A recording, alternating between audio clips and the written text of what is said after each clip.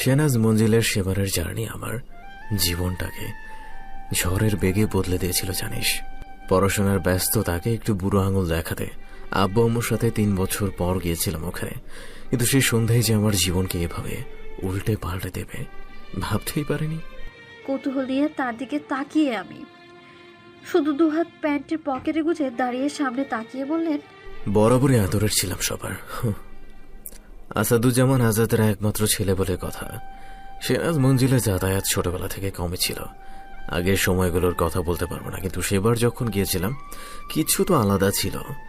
18-19-এর যুবা বয়স যাকে বলে, একটু এলোমেলো, উচ্ছল, মুডি এইসব মেয়েদের অ্যাভয়েড করে পাশ কাটিয়ে আসাটা আমার ভালো লাগতো।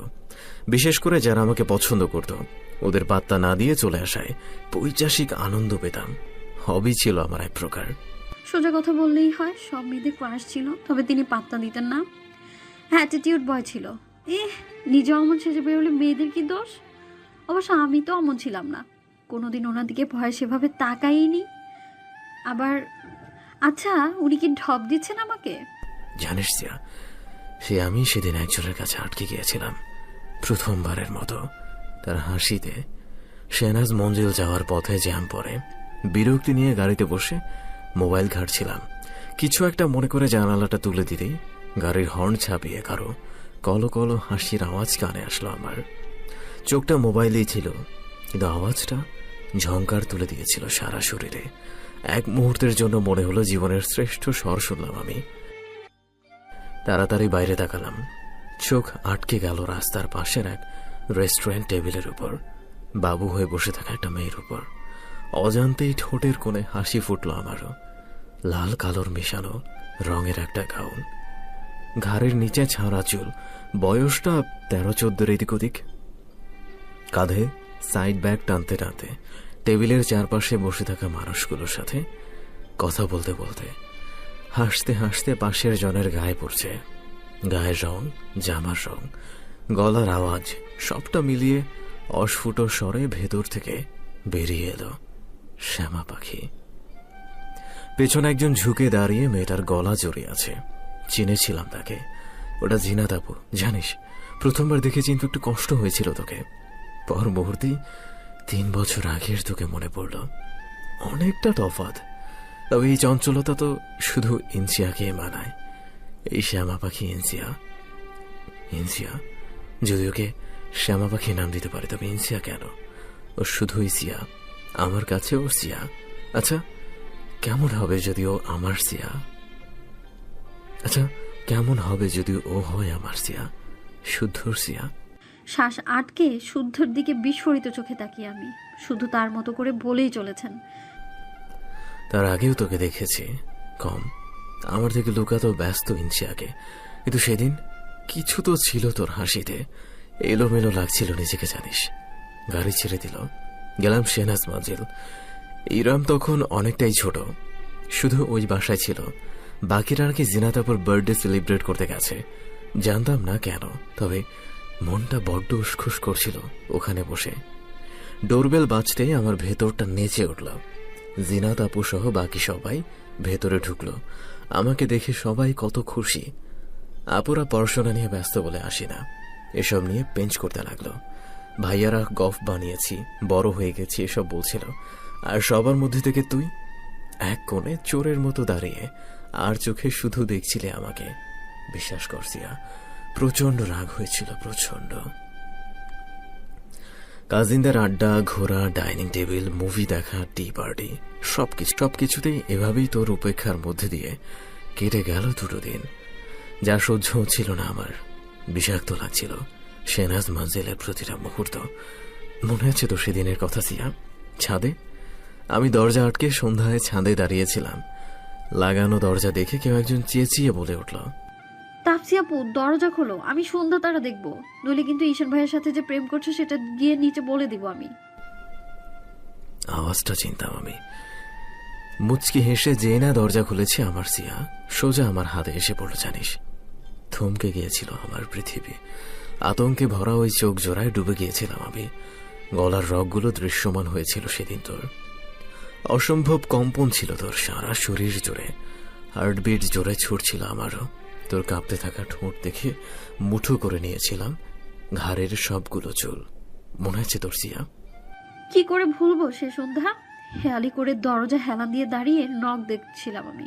ভেবেছিলাম প্রেমে ব্যস্ত তাপসি আপু দরজা খুলতে দেরি করবে, কিন্তু আকস্মাৎ দরজা খুলে যাওয়াতে টাল সামলাতে না পেরে কারো হাতের বাঁধনে জড়িয়ে গিয়েছিলাম। কেউটা ছিলেন শুদ্ধ। অসম্ভব ভয় পাই যাকে আমি, এই জন্যই কথা বলতাম না। কি কি অনুভূতি সে সময়টাতে মনে ঝড় তুলেছিল তার ব্যাখ্যা আজও অজানা আমার। ধাক্কা দিয়ে তাকে সরিয়ে ঘর বন্দি করে নিয়েছিলাম নিজেকে। হাঁটু মুড়িয়ে গুটিসুটি হয়ে বসে শরীরের কম্পন কাটাতে কতটা যে সময় লেগেছিল আমার তারও হিসেব নেই। জানিস সিয়া, তুমি ওভাবে চলে যাওয়ার পর অনেক বুঝিয়েছি নিজেকে। এটা হয় না, এটা ঠিক নয়, হয়তো বয়সের দোষ। ধরেও নিয়েছিলাম, তাই দূরে থাকার সর্বাত্মক চেষ্টা করেছি, লাভ হয়নি, শুধু জ্বলেছি তোর নামের রোদ্দুরে। বিশ্বাস কর, কোনোদিনও এমন অনুভূতি কারোর জন্য হয়নি আমার। তোর জন্যই কেন তা আজও অজানা। জ্বলতে পড়তে থাকা মন তার প্রতিটা কথা ডায়েরিতে এঁটে দিতে থাকে। নিজের মনের কাছে হেরে মানতে বাধ্য হলাম এক সময়।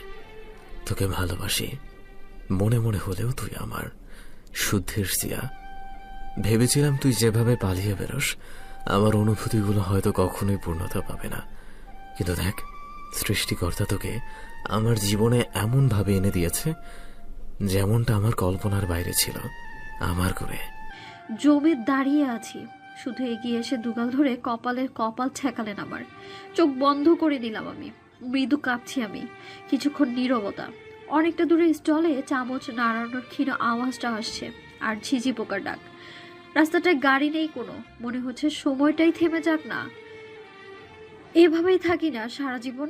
বাতাসে মুখে গলায় আছড়ে পড়া চুলগুলো বিরক্ত লাগছে, তবুও হাত তুলে সরানোর জন্য এতটুকু সময় নষ্টের ইচ্ছে করছে না আমার। শুধু ঘোর লাগা কণ্ঠে বলে উঠলেন, ভালোবাসি সিয়া, খুব ভালোবাসি তোকে, নিজের চেয়েও বেশি ভালোবাসি। এতটা ভালোবাসি যে তা কোনো কিছুর তুলনাতেও পরিমাপ করা সম্ভব না। কিন্তু তুই কবে বলবি বলতো ভালোবাসি? কবে বলবি এই কথাটা তুই? খুব বেশি দেরি করে দিয়ে না সিয়া, খুব বেশি দেরি করে দিস না। ভালোবাসাটা কি শুদ্ধ? কাকে বলে ভালোবাসা? এর সংজ্ঞা তো অজানা আমার। কি করে একই সংজ্ঞায়িত করবো আমি? আমার কাছে তো আপনার মতো কোনো মোহনীয় ভাষা নেই শুদ্ধ, না আছে আপনার মতো করে উপলব্ধি করার শক্তি, আর নাই বা আছে আঁকড়ে ধরার সাহস। তবে ভালোবাসাকে চিনতে চাওয়ার যোগ্যতাও কি আছে আমার? কি নিয়ে ভালোবাসা ব্যক্ত করতে হয় শুদ্ধ? কোনটা ভালোবাসা? একজন পাশে থাকলে পারিপার্শ্বিক আটকে যাওয়া, নাকি সেই মানুষটাই দূরে চলে গেলে পৃথিবীর থমকে যাওয়া? একজনকে দেখতে পেলে বাকি সব ভুলে বসে থাকা, নাকি তাকে দেখতে না পেলে নিজেকে হারিয়ে ফেলা? একজন কাছে আসলে অসম্ভব শিহরণের শুরু, নাকি তার থেকে দূরে থাকার অস্থিরতা? কোনো একজনের উপস্থিতিতে বাকি সব ফিকে মনে হওয়া, নাকি তারই অনুপস্থিতিতে রঙিন ক্যানভাসটাও রংহীন মনে হওয়া? কারো কথায় মনে শীতল প্রবাহের সৃষ্টি, নাকি মৌনতাতে ঝোড়ো হাওয়ার তাণ্ডব? ভালোবাসা কোনটা অনুভূত হয় শুদ্ধ? কোনটা? জানি না আমি। বিশ্বাস করুন, আমি একদমই জানি না। কিন্তু যদি এগুলোর একটাও ভালোবাসার সংজ্ঞা হয়ে থাকে, যদি একটাতেও ভালোবাসার প্রকাশ ঘটে থাকে, তবে আমি আপনাকে ভালোবাসি।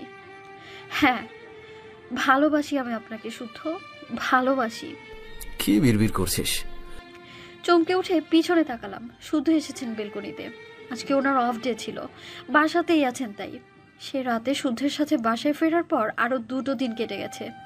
এই 2 দিনে তার ব্যবহারে আরো 1000 রকমের কেয়ারিং আর ভালোবাসা দেখেছি আমি। নিজের অদ্ভুত কাজগুলোও বাদ রাখেনি এই 2 দিনে। আমাকে জড়িয়ে ঘুমানো, সকালে চুমো দিয়ে ঘুম ভাঙানো, হুটহাট কোমর জড়িয়ে কাছে টেনে নিয়ে ভালোবাসি শ্যামা পাখি বলা, ভেজা চুলে নাক ডুবিয়ে হাঁচি দিয়ে উঠে আবারও একই কাজ করা, এসবে অভ্যস্ত হয়ে গেছি আমি। আর অদ্ভুত লাগে না আমার, ভালো লাগে। সেই সন্ধ্যায় আমাকে কিছু বলতে না দিয়েই উনি কপালে চুমু এঁটে দিয়ে বলেছিলেন, জোর করে এখনই বলতে হবে না, আমি তোর চোখ পড়তে জানি। সে চোখে আমার জন্য ভালোবাসে দেখেছি আমি। আমার শ্যামা পাখি আমাকেই ভালোবাসে জানি আমি। মুগ্ধতা কয়েকশো গুণ বেড়ে গিয়েছিল তখন আমার। বাসায় ফিরে তারপর অনেক ভেবেছি আমি। প্রতিবারই আমার মনে এটাই বলেছে, ভালোবাসি তাকে, কিন্তু সে কথাটা বলতে পারছে না, ওই চোরা মনটাই। মুখে বলাটা নিয়ে যতটা অস্বস্তি। কি হলো, কথা বলছিস না কেন? উম, না, কিছু না। আজ অফিস নেই আমার, তোর গোসলও নেই দেখছি। মুচকি হেসে অন্যদিকে তাকালাম আমি। শুধু এগিয়ে এসে কোমর জড়িয়ে ধরলেন আমার। ঈষৎ কেঁপে উঠে সামলে নিলাম নিজেকে। শুধু আমার কপালের চুলগুলো কানে গুজে দিয়ে বললেন, ইদানিং শ্যাম আপাকে একটু বেশি লজ্জা পায়, ইচ্ছে করে। মাথা নিচু রেখে বললাম, কি ইচ্ছে করে? উনি কানের কাছে মুখ এনে ফিসফিসিয়ে বললেন, অনেক কিছু, তবে সেটা বলা করা তোর বলার জন্য অপেক্ষা করছে। ইনসিয়া ভাবি, মাহির গলা শুনে তাড়াতাড়ি শুদ্ধের হাতের বাঁধন ছেড়ে সরে দাঁড়ালাম আমি। শুদ্ধ বিরক্তি নিয়ে বললেন, এ অকাজের ঢেকিটার ট্রেনিং নেওয়া আছে। কি করে বউয়ের রোম্যান্সের সময় এন্ট্রি নিতে হয়, যাচ্ছে না কেন মামা বাড়িতে? আমার এত অপমান করা সত্ত্বেও আজাদ মেনশনে পড়ে আছে কেন? আমি ফিক করে হেসে দিলাম। শুধু মুখ বাঁকিয়ে বললেন, তোকে বলি হারি, জানিস না ও রুমে আসে না, লাফিয়ে দূরে যাওয়ার কি দরকার? আমি ঠোঁট টিপে হেসে একবার আঙুল তার দিকে দেখিয়ে নিজের কপালের পাশে ঘুরিয়ে বোঝালাম সে পাগল হয়ে গেছে। শুধু হেসে এগোতে গেলেই ছুটে বের হয়ে আসলাম রুম থেকে। ব্রেকফাস্ট শেষে আম্মুকে নিয়ে বাবা বেরিয়েছেন আম্মুর চেক আপ করাবেন বলে। মাহিরও নাকি শপিং করতে হবে, ওনাদের সাথেও বেরিয়েছে ও। যেতে চেয়েছিলাম আমি, কিন্তু শুদ্ধের চোখ রাঙানি আর আম্মুর মুখে বারণ শুনে আর যাওয়াই হলো না। রুমে ল্যাপটপে শুধু কাজ করছেন দেখে ভাবলাম ছাদে গিয়ে ঘুরে আসি, কিন্তু সেখানেও মন টিকলো না। রুমে ফিরে আসলাম আবারও, কিন্তু শুধু রুমেই নেই, ওয়াশরুম বেলকনি কোথাও নেই। গেল কোথায় লোকটা? ডাক লাগাতে লাগলাম, কিন্তু কোনো সাড়া নেই। এমনিতেও বাসায় কেউ নেই, এর মধ্যে জলজান্ত মানুষটা হারিয়ে গেলে তো ভয় করবেই। সিঁড়ি দিয়ে নিচে নেমে এসে ড্রয়িং রুমেও চোখ বুলালাম, না, নেই উনি। আরেকবার ডাক দিলাম, শুদ্ধ। কিচেনে। কিচেন থেকে তার গলা শুনে অবাক হলাম আমি। কিচেনে? কিন্তু কেন? প্রশ্ন নিয়ে এগুতে এগুতে বাইরে থেকে তাকে দেখেই পা থেমে গেল আমার। মেরুন গেঞ্জিটার উপর কুকিং অ্যাপ্রন, হাত ভর্তি আটা মাখা, গালেও লেগেছে, কপালে বিন্দু বিন্দু খাম, চুলগুলো একদম ধীরে ধীরে উঠছে কোথাকার কোন বাতাসে, চুলেও লেগে গেছে খানিকটা আটা। মুখ ধরে শব্দ করে হেসে দিলাম আমি। শুধু মাথা তুলে কপাল কুঁচকে বললেন, হোয়াট?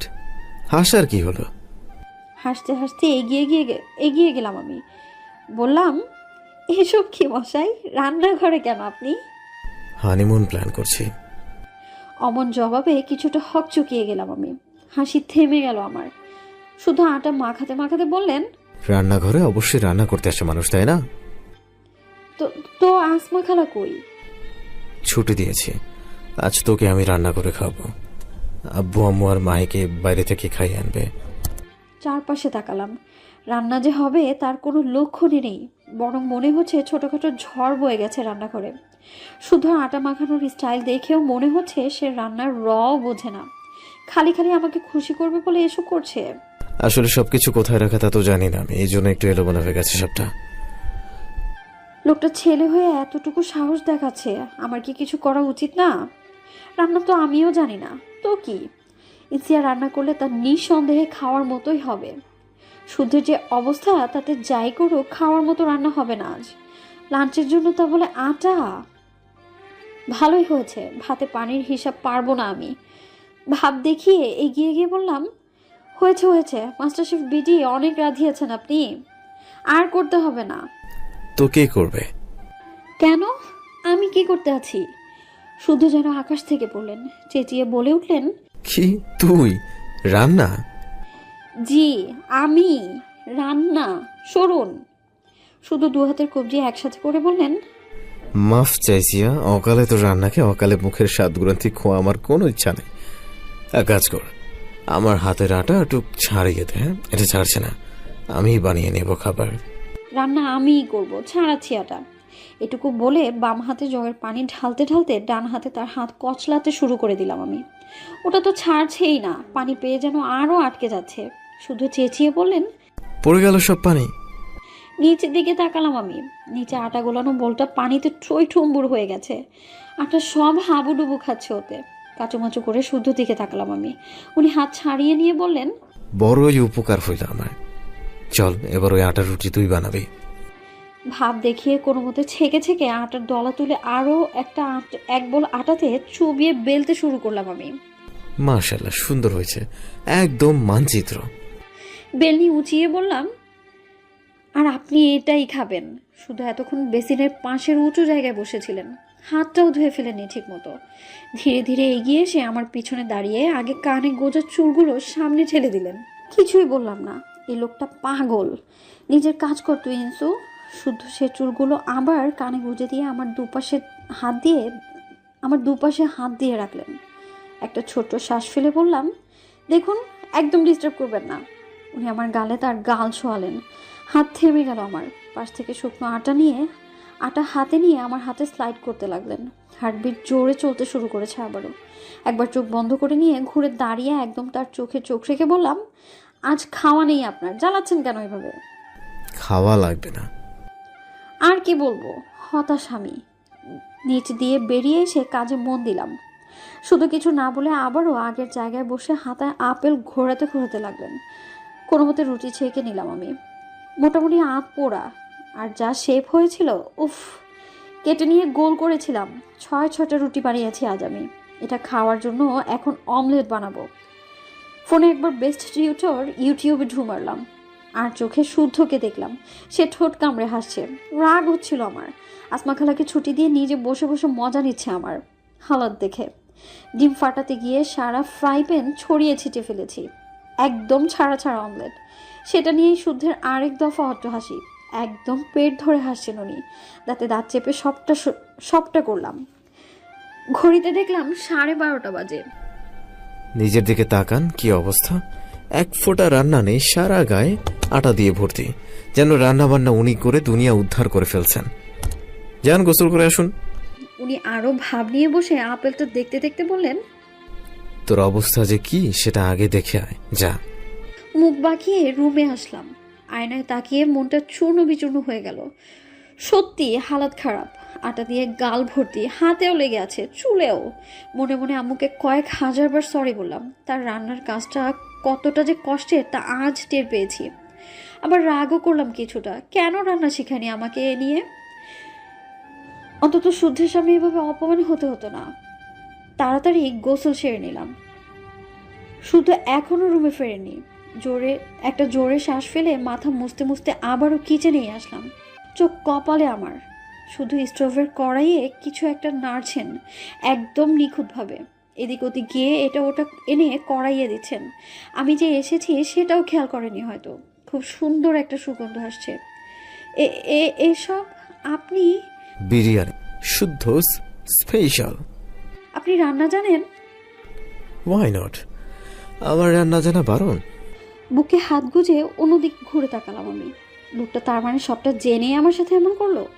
শুধু কড়াইয়ে কিছু একটা ছিটিয়ে দিয়ে এগিয়ে এসে বললেন, গোসল করেই চলে এলি ভেজা চুল নিয়ে? এই প্রশ্নটা শুনে দাঁড়িয়ে থাকার দায় হলো আমার। এক পলক তার দিকে তাকিয়ে সেই বাঁকা হাসি দেখে এক ছুটে রুমে চলে আসলাম আমি। বিছানায় হাঁটু মুড়িয়ে বসে মুচকি মুচকি হাসছি শুধু।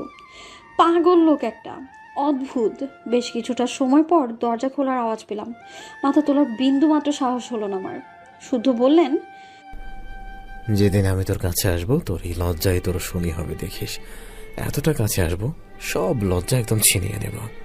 খামছে ধরলাম জামা। কি বললেন উনি এটা? আস্তে আস্তে মাথা তুলে দেখলাম কেউ নেই রুমে। ওয়াশরুমের দরজা লক। কি পান উনি এভাবে বলে? শুধু শুধু আমাকে অস্বস্তিতে ফেলে। লাঞ্চের সময় দুটো চেয়ার দূরে বসেছি আমি, শুদ্ধ চেয়ার ছেড়ে। কেন জানি না হাত পা চলছে না আমার। কিছুক্ষণ আগে তার বলা কথায় কেমন কেমন যেন লাগছে। যেদিন উনি কাছে আসবেন আমার, এই কথা, এইটাই তো সহ্য হচ্ছে না আমার। লজ্জার বহর এসে ভর করেছে মন জুড়ে। শুদ্ধের চেয়ারের দিক তাকিয়েও চোখ নামিয়ে নিচ্ছি বারবার। এত লজ্জা নিয়ে সামনে যেতেই পারবো না তার। নইলে যাবই বা কোথায়? খাবারটাও কি বেড়ে খাওয়াতে পারবি না? লাফিয়ে উঠে দাঁড়ালাম। শুধু গোসল করে নিচে এসেছেন। গায়ে সাদা চিকন স্লিভসের গেঞ্জি, চুলগুলো আংশিক ভেজা, কপালে পড়ে আছে। চোখ সরিয়ে কিচেনে ঢুকে তার রান্না করা বিরিয়ানি প্লেটে বেড়ে এনে সামনে দিয়ে চলে আসছিলাম আমি। শুধু হাত ধরে ফেলেন আমার। তার দিক ফিরলাম না আমি। উনি বললেন, এটা তো আমার বানানো, তোর বানানো খাবার কই? পিছন ফিরে ভ্রু কুচকে বললাম, ওই পোড়া রুটি ছিন্ন ভিন্ন অমলেট দিয়ে কি হবে? নিয়ে আসতে বলেছি, জলদি নিয়ে আয়। আর একটা কথা না। চুপচাপ দুটো আধা পোড়া রুটি বিছানো অমলেট এনে দিলাম তাকে। শুধু হাত ধরে পাশেই বসিয়ে দিলেন আমাকে। বিরিয়ানি প্লেট এগিয়ে দিয়ে বললেন, শুরু কর। আপনি?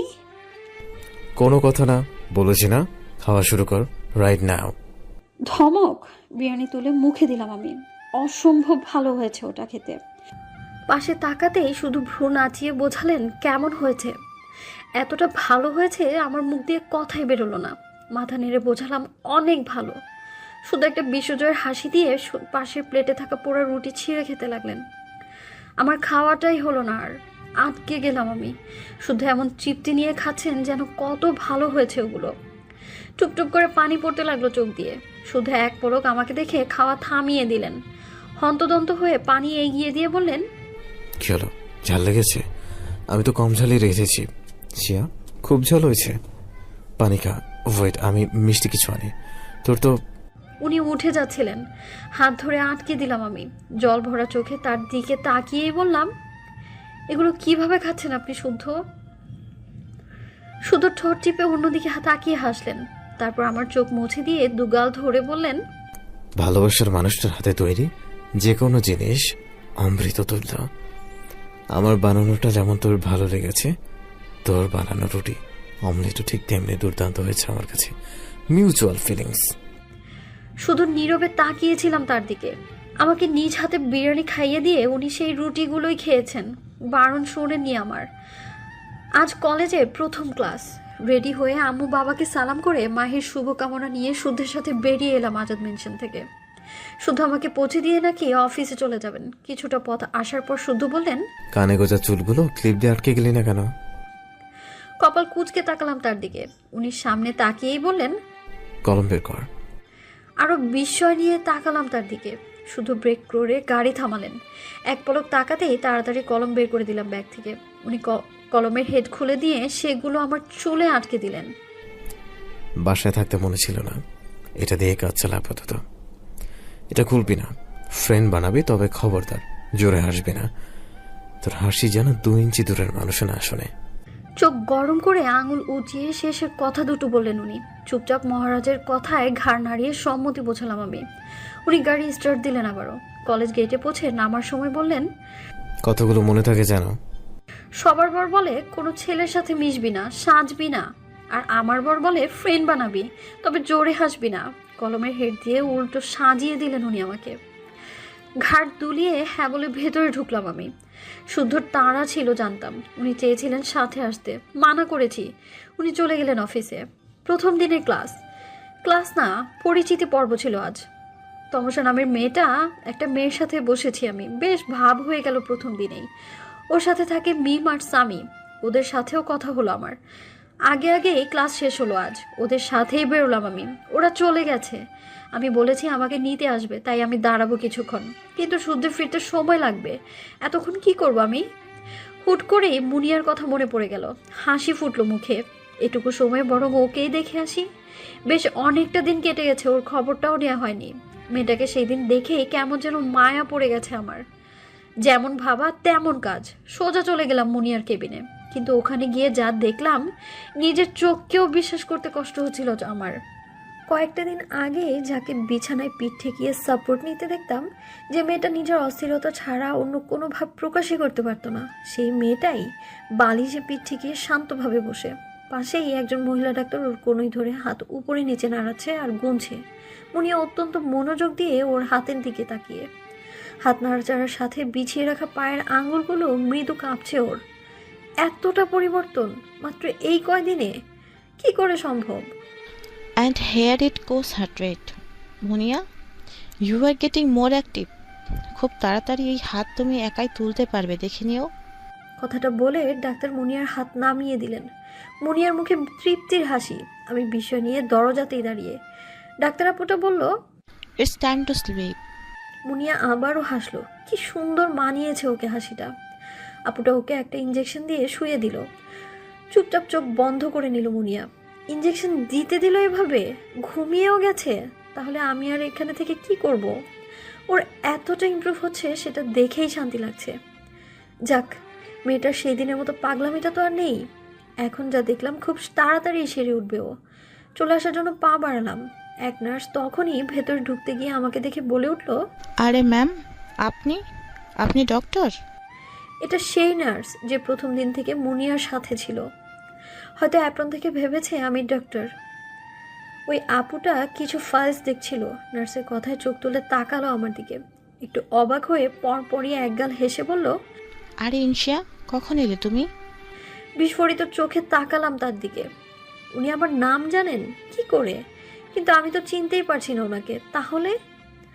আপুটা নিঃশব্দে হেসে ফাইলটা পাশের টেবিলে রেখে বলে উঠল, ডোন্ট গেট স্কেয়ার্ড। অতটাও বাজে দেখতে নই আমি। নাকি চিনতে পারোনি আমাকে? ভ্রুকুচকে তাকালাম তার দিকে। আপুটা হাসতে হাসতেই বলল, আমি ডক্টর ঈশিতা, ঈশানের বড় বোন। তুমি তাফসির কাজিন ইনশিয়া না? শ্বাস ফেললাম আমি। উনি তাপসিয়াপুর ননদ? হ্যাঁ, তাই তো। ওনার কথা তো সেদিন শুদ্ধ বলেছিলেন আমাকে। ইস, ব্যাপারটা কি বাজে হয়ে গেল। উনি আমাকে চিনলেন অথচ আমি ওনাকে চিনতেই পারলাম না। আর চিনবই বা কিভাবে? সেই বিয়ের পর তাকে কোনোদিন দেখেছি বলে তো মনেও পড়ে না। বিয়েতে অত মানুষের ভিড়ে দেখা একজনকে এতদিন কি মনে রাখা সম্ভব? নিজেকে সামলে নিয়ে বললাম, জি আপু, আমি ইনসিয়া। আর সরি, আসলে অনেক আগে শুধু বিয়েতেই দেখেছিলাম তো আপনাকে, তাই চেহারাটা। ইটস ওকে, দোষটা আমারও বিয়ান সাহেব। তারপর আর যা হয়ে ওঠেনি আপনাদের বাসায়। বোঝই তো, ডাক্তারি পড়া ছলচাতুরি কাছে দেয় না একদম। হেই, তুমিও তো মেডিকেল স্টুডেন্ট, তাই না? মাথা উপরে নিচে নাড়ালাম। ঈশিতা আপু গলার স্টেথোস্কোপটা হাতে ঝুলিয়ে এগিয়ে এসে বলল, এসো ভিতরে। চেনো মুনিয়াকে তুমি? ডেকে দিব ওকে? না থাক, পেশেন্ট ঘুমোচ্ছে, এভাবে তাকে। কিন্তু তুমি তো মনে হয় দেখা করতেই এসেছিলে।